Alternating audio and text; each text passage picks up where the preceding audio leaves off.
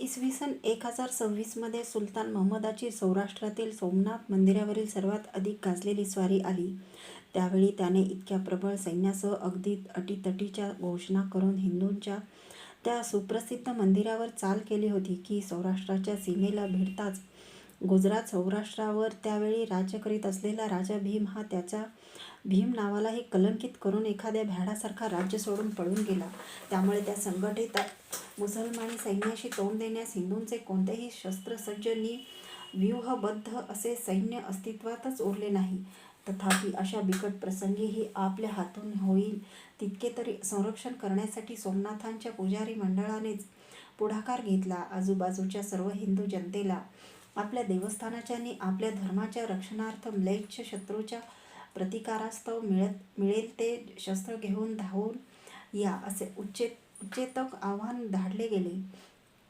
त्यासर्षी लांबून लांबून सहस्रावधी हिंदू लोक धावून आले. हे युद्ध कोणा राजासाठी लढावयाचे नव्हते. त्यात लढणाऱ्यांपैकी कोणत्याही हिंदू स्वयं सैनिकाला वैयक्तिक राज्य लाभ होणारा नव्हता.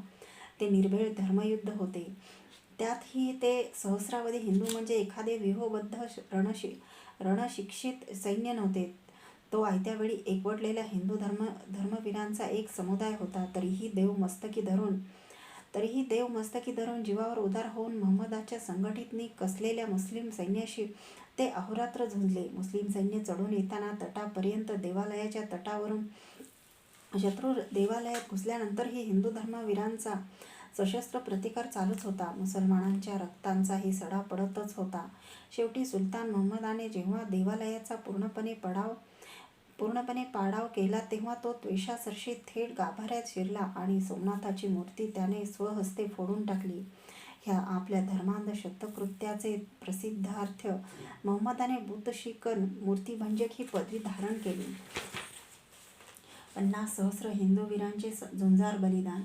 मुस्लिम इतिहासकारही लिहितात की आपल्या देवालयाच्या संरक्षणार्थ लढत असता त्या संग्रामात 50,000 हिंदू तरी ठार मारले गेले. त्या 50,000पैकी कोणीही हिंदू म्हणाला असता की मी मुसलमान होतो तर त्याला मुसलमानांनी जीवदान दिले असते, कारण त्यांच्या धर्माची ती रणनीतीच होती.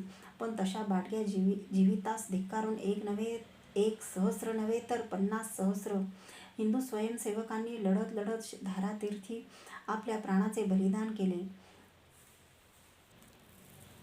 ग्रीकांच्या प्राचीन इतिहासात अशाच एका प्रसंगी परकीय शत्रूंशी झुंजणाऱ्या होरिशियस नावाचा एका प्रख्यात ग्रीक धर्मवीराचा गौरव करताना एक इंग्लिश कवी म्हणतो, "thus out spake brave Horatius, the captain of the gate, to every man upon this earth, death comes soon or late, and how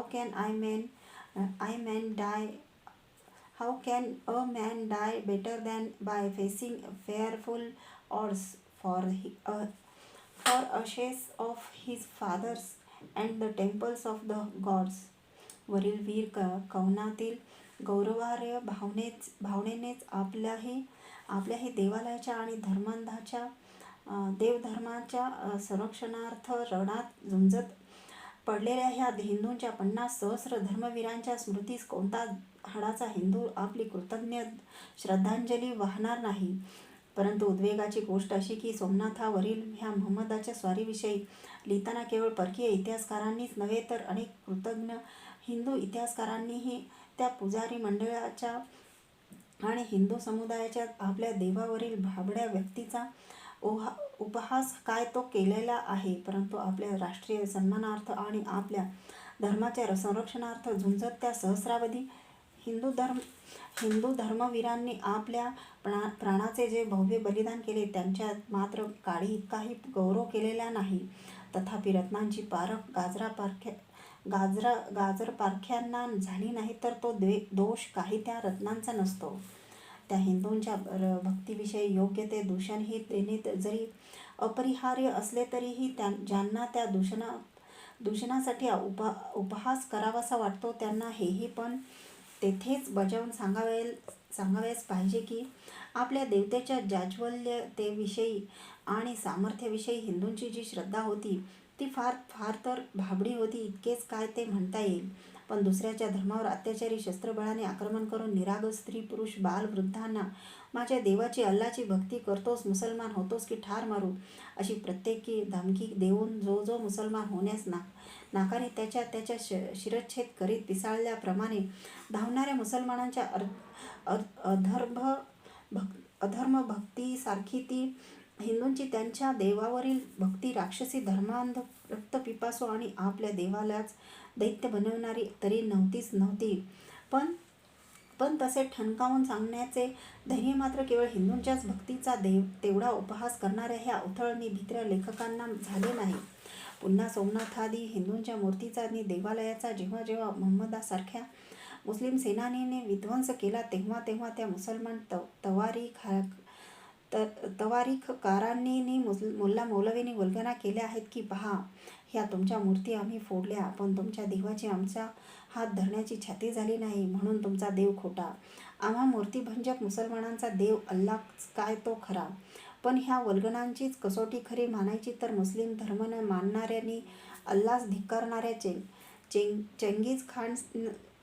Chengiz खानाने त्याच्या उत्तराधिकारी पुरुषांनी जेव्हा प्रत्यक्ष खलिफाच्या राजधानीत घुसून ती उद्ध्वस्त करून त्याला ठार मारून ज्याला अल्लाचे घर म्हणून मुसलमान समजतात त्यांच्या कित्येक मशिदींना जाळून टाकले, बायबलांची राख केली, इतरांना आपल्या घोडशाळा बनवून सोडले आणि कुराण ग्रंथांना तर घोड्याच्या पायाखाली तुडविले, तेव्हा अल्लाही त्या चंगेजी खानादिकांचा हात धरू शकला नाही. अशा शेकडो प्रसंगावरून आपल्या अल्लाही दुबळ्याने खोटा आहे असे मानावयास त्या वल्गना करणारे ते मुसलमान सिद्ध आहेत काय?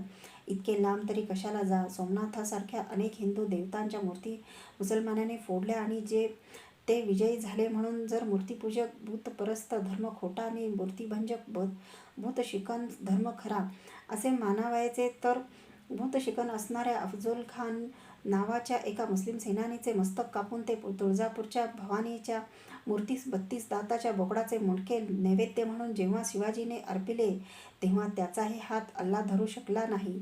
अशा अनेक प्रसंगाच्या आधारे मूर्तीपूजक धर्मच खरा असेही का म्हणू नये? सोमनाथाचे मंदिर फोडल्यानंतर तेथील अपार लूट उंटावरून लादून सुलतान महम्मद गझनीस परत जाण्यास निघणार तोच त्यास बातमी मिळाली की सोमनाथाच्या विध्वंसामुळे भिवून जाण्याचे ऐवजी हिंदू जनता उलट अधिकच चवताळली आहे आणि त्याच्या परतण्याच्या अपेक्षेत मार्ग अडवून माळव्याचा राजा हा आपले सैन्यासह त्याच्याशी लढाई देण्यास रणात उतरलेला आहे. ह्या नव्या संग्रामाचा धोका ओढवून घेण्यास महम्मद या वेळेस सिद्ध नव्हता म्हणून तो आधीच मिळवलेल्या जय पदरात पाडून घेऊन माळव्याकडील अपेक्षित मार्ग टाळून सिंधच्या वाळवंटातील दुर्गम पण अनपेक्षित अशा मार्गाने परतला. या वाळवंटातून जाताना त्याच्या सैन्याला पुष्कळ दुर्दशा आणि कष्ट सोसावे लागले.